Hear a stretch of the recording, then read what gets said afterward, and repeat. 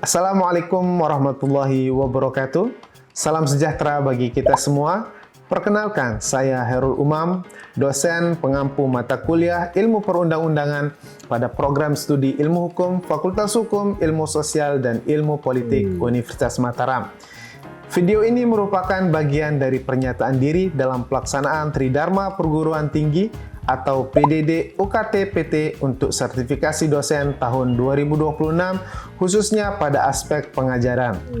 Pada kesempatan ini saya akan menjelaskan secara singkat mengenai mata kuliah ilmu perundang-undangan yang saya ampu. Mata kuliah ini dirancang untuk membekali mahasiswa dengan pemahaman yang komprehensif mengenai konsep, teori, asas, prinsip, serta proses pembentukan peraturan perundang-undangan di Indonesia.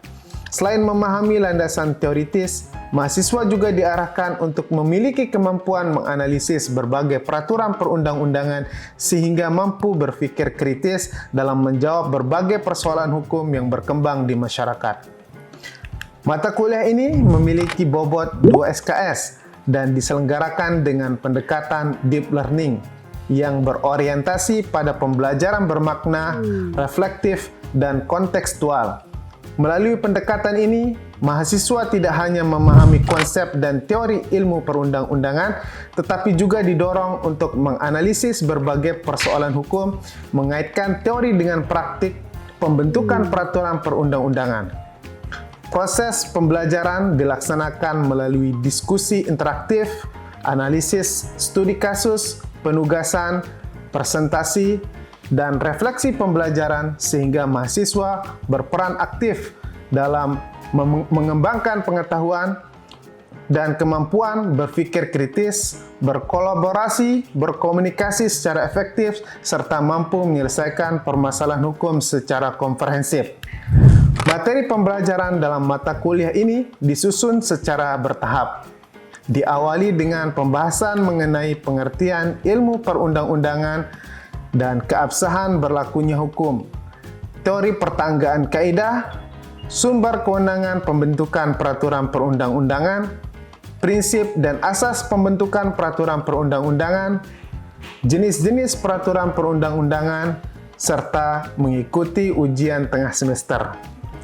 Pada paruh kedua perkuliahan, mahasiswa mempelajari proses pembentukan peraturan perundang-undangan, norma hukum dalam peraturan perundang-undangan, hierarki peraturan perundang-undangan, serta substansi pengaturan mulai dari Undang-Undang Dasar Negara Republik Indonesia tahun 1945, ketetapan MPR, Undang-Undang, peraturan pemerintah pengganti undang-undang, peraturan pemerintah, peraturan presiden, hingga peraturan daerah.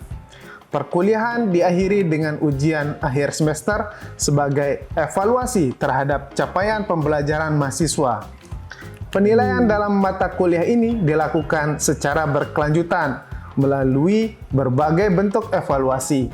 Komponen penilaian terdiri atas tugas dengan bobot 20%, ujian tengah semester 30%, dan ujian akhir semester sebesar 50%. Melalui sistem penilaian tersebut, mahasiswa tidak hanya dinilai berdasarkan penguasaan materi, tetapi juga kemampuan dalam menganalisis, mengimplementasikan, serta mengkomunikasikan berbagai persoalan hukum secara ilmiah sesuai dengan capaian pembelajaran mata kuliah.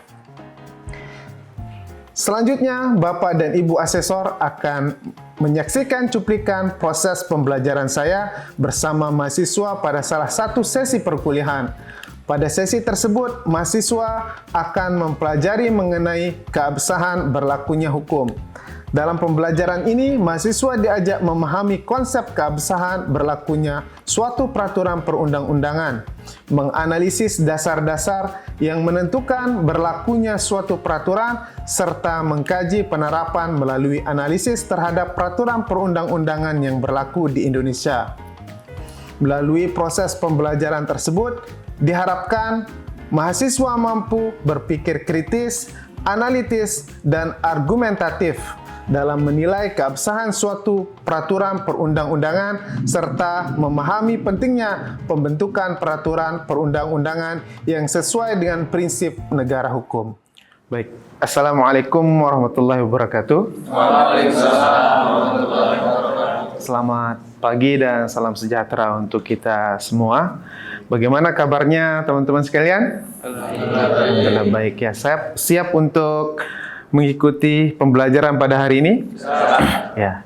Baik, pada pertemuan sebelumnya kita sudah membahas terkait dengan pengertian dari peraturan perundang-undangan. Dan pada pertemuan kali ini kita akan membahas terkait dengan keabsahan berlakunya produk hukum atau undang-undang.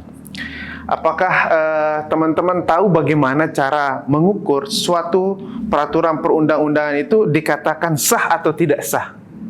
Ada yang tahu bagaimana caranya? Ya, jadi kalau kita melihat teori, cara mengukur keabsahan suatu produk hukum atau undang-undang itu dilakukan dengan dua cara. Yang pertama adalah melihat syarat formil. Yang kedua adalah dengan melihat syarat material. Apa itu syarat formil? Ada yang tahu apa itu syarat formil? Silakan. Oke, jadi syarat formil itu adalah suatu peraturan, gitu kan? Suatu peraturan atau prosedur. Yang di sana itu yang pertama itu perencanaan, kemudian penyusunan, pembahasan, pengesahan, dan kemudian pengundangan. Iya, baik, benar sekali ya. Jadi syarat formil itu adalah terkait dengan prosedur, proses pembentukan suatu peraturan perundang-undangan. Suatu peraturan perundang-undangan itu dikatakan sah jika dia melalui proses yang sudah ditentukan di dalam undang-undang.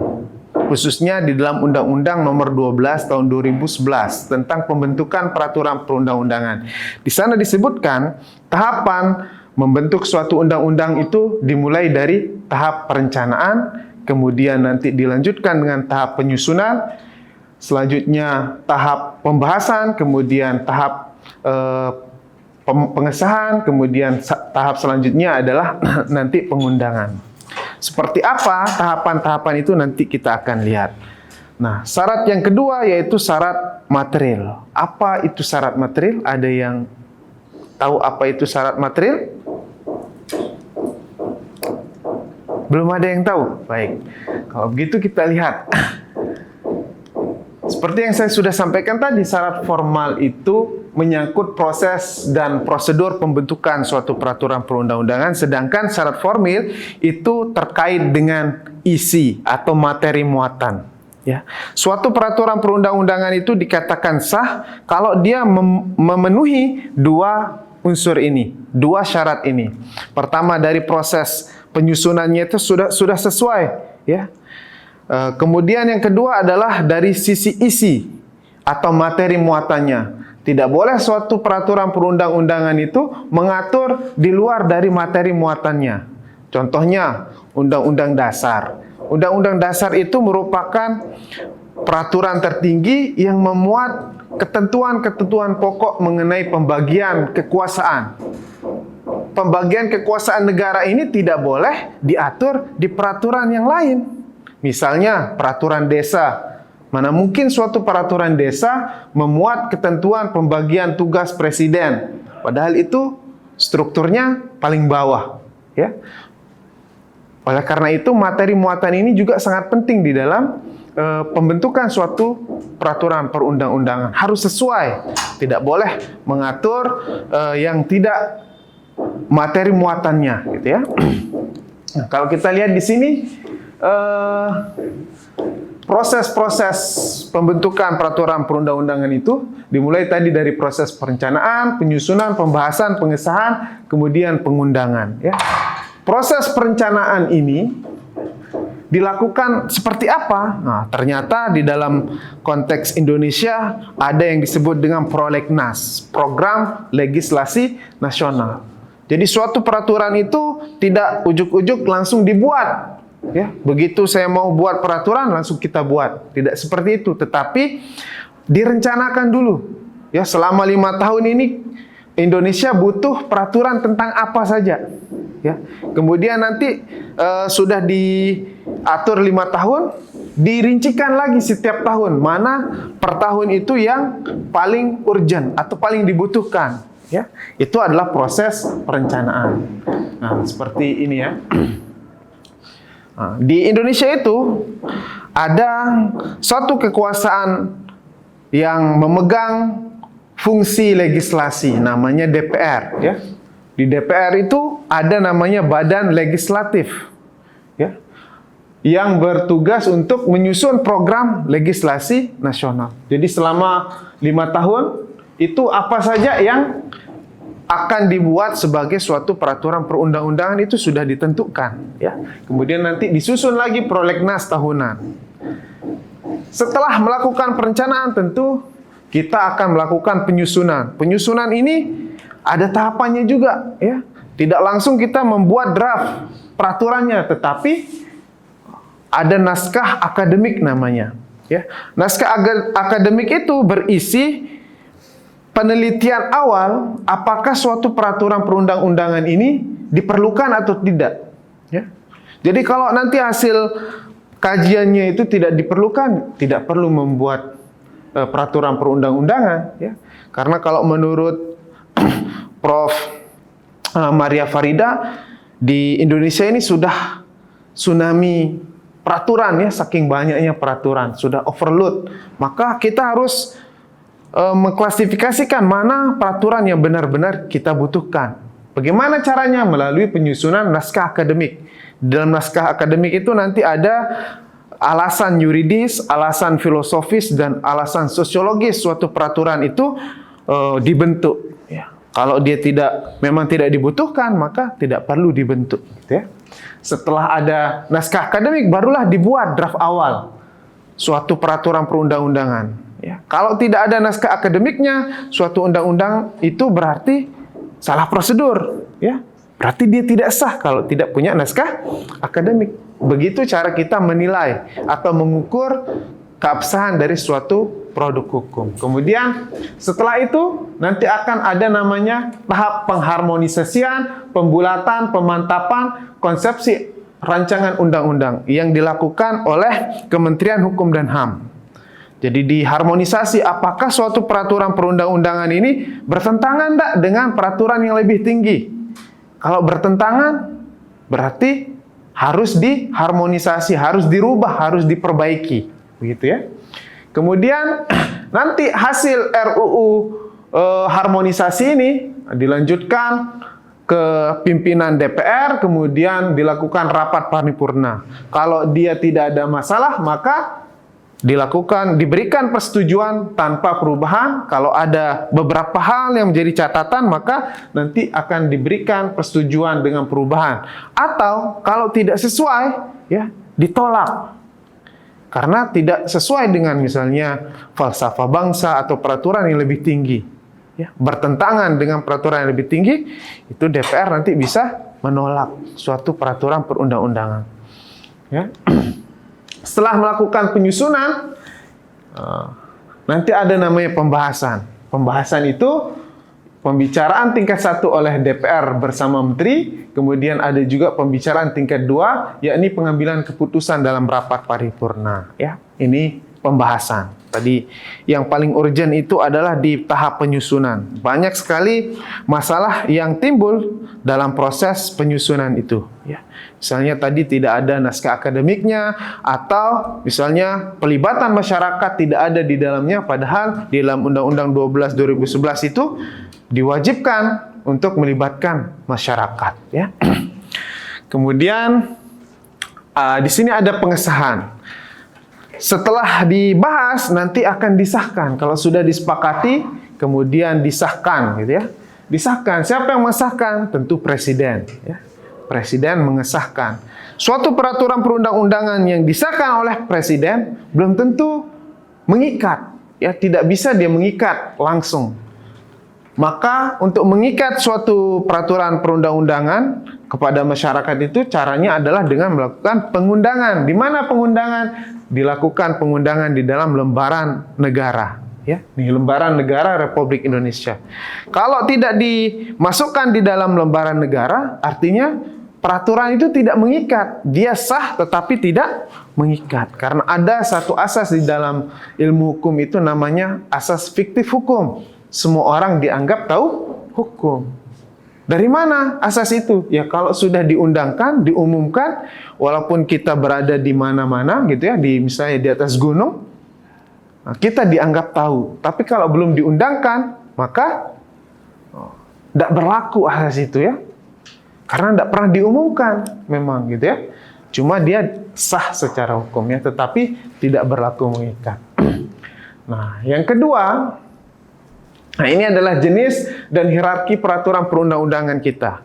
Mulai dari Undang-Undang Dasar, Ketetapan MPR, Undang-Undang, Perpu, PP, Peraturan Presiden, Peraturan Daerah Provinsi, dan Peraturan Daerah Kabupaten Kota. Setiap jenis peraturan ini nanti memiliki materi muatan sendiri-sendiri, gitu ya. Dan tata cara pembentukannya juga diatur sendiri-sendiri, ya.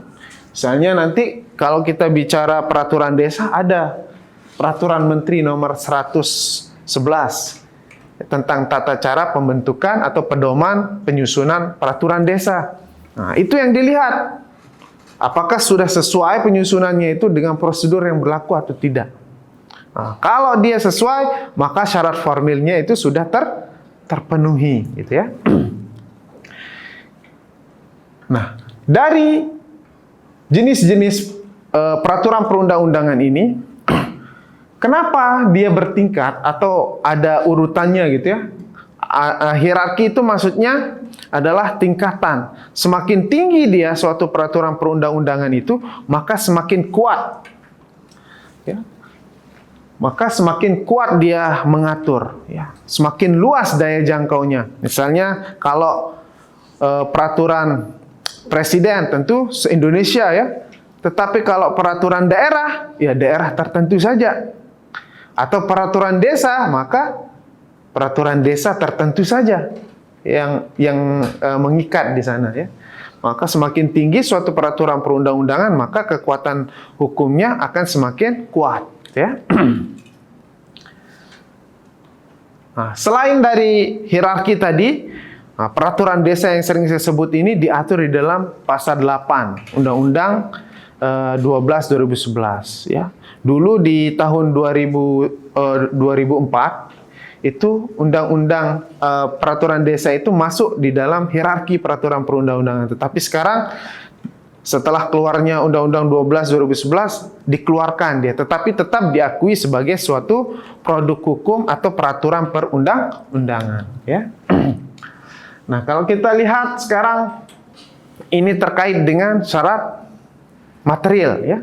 Syarat material itu kita lihat materi muatan suatu produk hukum harus sesuai ya. Misalnya materi muatan yang harus diatur di dalam undang-undang adalah pengaturan lebih lanjut dari undang-undang dasar. Ya. Kemudian perintah dari suatu undang-undang untuk diatur dengan undang-undang lainnya. Pengesahan perjanjian internasional tertentu. Nah, kalau di sini kita lihat poin C, suatu perjanjian internasional itu tidak boleh diratifikasi atau dibuat pengesahannya melalui produk hukum yang lain. Misalnya peraturan pemerintah, nggak boleh. Ya, harus undang-undang. Jadi nanti kalau misalnya Presiden Prabowo melakukan perjanjian internasional dengan negara lain, maka perjanjian itu harus diratifikasi dalam sebuah undang-undang. Nah, itu makanya materi muatannya. Kalau dia diatur di dalam peraturan presiden, berarti tidak sesuai materi muatannya. Paham? Maksudnya? Jadi kalau isinya itu harus perjanjian internasional, maka jangan diatur yang lain, gitu ya. Undang-undang itu kalau mau meratifikasi perjanjian internasional, maka harus dengan undang-undang, intinya seperti itu ya. Kemudian tindak lanjut atas putusan Mahkamah Konstitusi. Jadi Mahkamah Konstitusi itu seringkali memuat putusan yang mewajibkan atau memerintahkan untuk membentuk suatu peraturan perundang-undangan yang baru atau merubah peraturan perundang-undangan ya. Kemudian materi muatan peraturan pemerintah pengganti undang-undang itu sama dengan materi muatan undang-undang. Kenapa? Karena posisinya dalam hierarki kan sama ya. undang-undang garing Perpu. Jadi sama kedudukannya. Alasan kedua adalah Perpu ini nanti dalam 30 hari wajib diundangkan menjadi undang-undang. Tidak bisa dia terus-menerus menjadi Perpu. Contohnya Perpu tentang Cipta Kerja. Ya, setelah dia berlaku sekian lama, maka dalam tempo 30 hari harus dia dibuat menjadi undang-undang. Sekarang jadi Undang-Undang Nomor 6 ya tahun 2023 tentang pengesahan Perpu Cipta Kerja Nomor 1 tahun 2022. Seperti itu ya. Kemudian materi muatan peraturan pemerintah berisi materi untuk menjalankan undang-undang sebagaimana mestinya. Jadi peraturan yang di bawahnya itu, undang-undang di bawahnya kan ada peraturan pemerintah. Nah, peraturan pemerintah ini merupakan peraturan pelaksana dari undang-undang. Kenapa? Karena undang-undang biasanya dia tidak bisa mengatur terlalu rigid. Maka dimunculkanlah suatu produk hukum namanya peraturan pemerintah. Ya. Begitu juga nanti peraturan pemerintah, kalau dia masih dirasa terlalu umum peraturan pemerintah itu, maka nanti peraturan pelaksananya namanya peraturan presiden, ya, atau peraturan menteri dan seterusnya, gitu ya. Isinya lebih rigid lagi. Nah, sedangkan untuk peraturan terkait dengan peraturan daerah, materi muatannya itu khusus mengatur terkait dengan otonomi daerah. Hal-hal yang berkaitan dengan otonomi daerah itulah yang diatur di dalam materi muatan peraturan daerah. Ya, tidak boleh mengatur misalnya tadi perjanjian internasional, tidak boleh ya. Atau mengatur tugas fungsi presiden, ya DPR tidak bisa. Harus sesuai dengan materi muatan. Kalau itu dilanggar, maka syarat materialnya tidak terpenuhi. Ya, dua syarat ini. Begitulah juga yang dilakukan oleh MK dalam menilai suatu produk hukum ini, undang-undang ini bertentangan enggak. Ya, dilihat dulu syarat formil, dilihat syarat materialnya sesuai enggak. Gitu ya. Jadi seperti itu. Kemudian materi muatan mengenai ketentuan pidana hanya boleh dituangkan di dalam undang-undang, peraturan daerah provinsi dan peraturan daerah kabupaten kota. Tidak boleh kita menuangkan ketentuan pidana di dalam Perpres. Tidak boleh. Ya, di dalam PP tidak boleh. Harus undang-undang dan perda saja. Apalagi perdes, peraturan desa. Misalnya di desa itu kita buat sanksi, kemudian sanksinya sanksi pidana, ya. Siapa yang menerapkan? Tidak bisa kan? Nah, oleh karena itu materi teori tentang keabsahan berlakunya produk hukum atau undang-undang ini perlu kita pahami, ya. Perlu kita pahami sehingga bisa menilai apakah suatu produk hukum itu dia sah atau tidak sah. Yaitu dengan dua cara tadi ya, melihat syarat formil dengan syarat material. Nah, kira-kira itu yang bisa saya sampaikan. Ada pertanyaan? Belum ada ya? Baik, kalau belum ada, saya harap minggu depan bisa membuat daftar pertanyaan untuk kita diskusikan di kelas. Ya, terkait dengan keabsahan berlakunya undang-undang atau produk hukum ini. Ya, kesimpulannya, jika kita ingin melihat keabsahan suatu produk hukum, maka lihatlah dari dua hal. Pertama, syarat formil, yaitu terkait dengan prosedur dari pembentukan suatu peraturan perundang-undangan. Kemudian yang kedua, syarat material terkait dengan isi atau materi muatan. Kalau dia tidak sesuai, berarti bisa dikatakan suatu produk hukum itu tidak sah, ya, tidak sah dan tidak berlaku, begitu ya. Saya kira seperti itu ya. Terima kasih atas perhatiannya. Mohon maaf apabila ada hal-hal yang kurang berkenan. Kita akhiri. Wabillahi taufiq wal hidayah. Assalamualaikum warahmatullahi wabarakatuh. Waalaikumsalam warahmatullahi wabarakatuh. Demikian gambaran proses pembelajaran pada mata kuliah Ilmu Perundang-undangan yang saya ampuh. Terima kasih atas perhatiannya. Wassalamualaikum warahmatullahi wabarakatuh.